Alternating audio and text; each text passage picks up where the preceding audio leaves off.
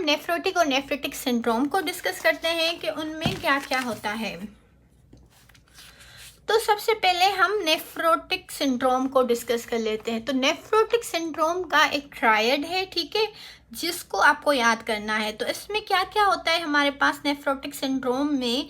हमारे पास ये होगा कि आपकी बॉडी से जो प्रोटीन है, जो आपके प्लाज्मा प्रोटीन लाइक आपका जो एल्ब्यूमिन है, अगर वो लॉस हो रहा है तो फिर हमारे पास क्या हो जाएगा, हाइपो एल्ब्यूमिनिया हो जाएगा, यानी कि ब्लड में हमारा एल्ब्यूमिन जो है वो कम हो जाएगा।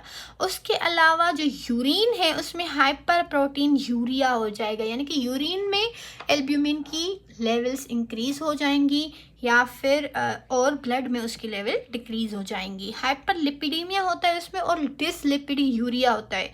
एंड देन हाइपोएल्ब्यूमिन जब होगा, यानी कि जो प्लाज्मा प्रोटीन है, अगर आपको याद हो तो हमारा जो एल्ब्यूमिन है वो हमारा ऑन्कोटिक प्रेशर मेंटेन करता है। ऑन्कोटिक प्रेशर क्या होता है कि जो हमारी कैपिलरीज हैं, ठीक है, जो हमारी कैपिलरीज हैं उसमें एक मिनट यहाँ पे मैं आपको बताती हूँ।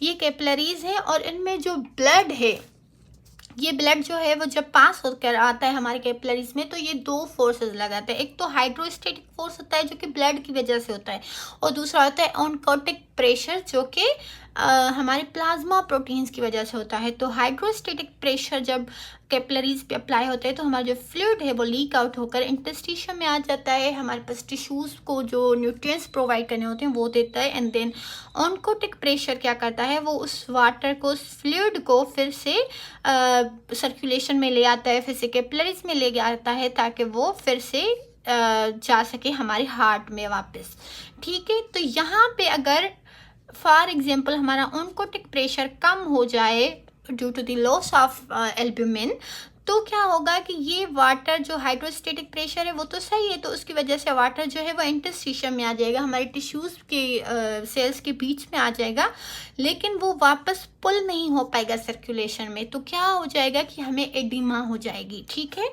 तो इसीलिए जो नेफ्रोटिक सिंड्रोम होती है उसके पेशेंट्स को, जो किडनी के पेशेंट्स हैं, उनमें जो है वो हमारे पास जनरलाइज्ड एडिमा मिलती है हमें। उसके बाद अगर दूसरे जो हैं वो हमारे पास अगर इसकी बात करें तो हाइपरलिपिडीमिया और डिसलिपिडीयूरिया क्यों होता है? क्योंकि जो हमारा लिवर है वहाँ से क्या होता है कि जो हमारे प्रोटीन है वो लीक आउट हो रहे हैं यूरिन में, तो लिवर क्या करता है और जो है वो प्रोटीन बनाने की कोशिश करता है ताकि वो कंपनसेट कर सके लॉस। लेकिन उसके साथ साथ वो क्या करता है कि वो एलडीएल और वीएलडीएल की प्रोडक्शन को भी इंक्रीज कर